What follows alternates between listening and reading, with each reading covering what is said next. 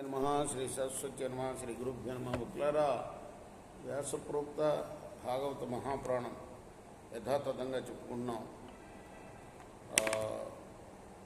నిన్నటి వరకు మనం 9 స్కందాలు పూజ చేసి 10వ స్కందాన్ని 23 భాగాలుగా చెప్పుకున్నాం. 24 నుండి కొనసాగిద్దాం. 24వ భాగం ఈరోజు చెప్పుకున్నాం. ఎక్కడి వరకు వచ్చాం? కథ వసుదేవుడు వాసుదేవుణ్ణి ప్రార్థిస్తున్నాడు కదా, కడుపులో ఉన్న తన భార్య కడుపులో ఉన్న వాసుదేవుడు. ఆ ఘట్టంలో ఉన్నాం. ఏవం భవాన్ బుద్ధ్యనుమేయ లక్షణై గ్రాహ్యైర్గుణై సన్నపి తద్గుణాగ్రహ అనావృతత్వాద్ బహిరంతరన్నతే సర్వస్య సర్వాత్మన ఆత్మవస్తునః. సభేశుడా,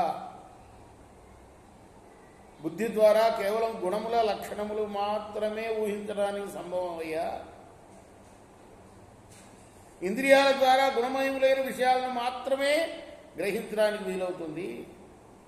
నువ్వు వాటిలో ఉన్న ఆ గుణాలను గ్రహించినంత మాత్రాన నిన్ను ఎరగటం మాత్రం సాధ్యం కాదయ్యా, నేను తెలుసుకోవటం. ఎందుకంటే నువ్వు సర్వవ్యాపివి, సర్వాంతర్యామివి, నువ్వు నిత్య సత్యమైన పరమాత్మవివి.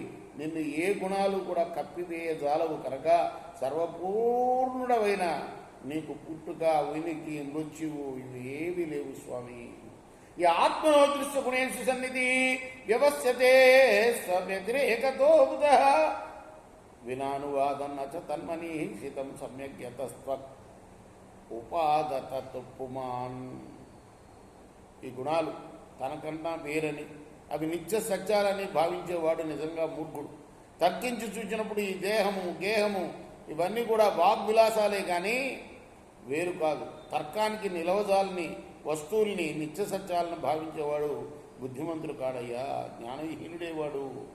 తత్వస్య జన్మస్థితి సంయమాన్ విభో వదంత్యనీహాద గుణాద విక్రయాత్ తయీశ్వరే బ్రహ్మణినో విరుజ్యతే తదాశ్రయత్వాదు ఉపచర్యతే గుణయీ. ప్రభో, నువ్వు ఎటువంటి కోరికలు లేనివాడివి, సత్వాది గుణాలకి అతీతుడివి, నువ్వు దేనికి కర్తవు కాదు. అయినా కూడా నీ వల్లనే ఈ జగత్తు యొక్క సృష్టి స్థితి లయాలు జరుగుతుందని పేర్కొంటూ ఉంటారు. ఇలా అంటాం పూర్వ అపర విరుద్ధం కదా.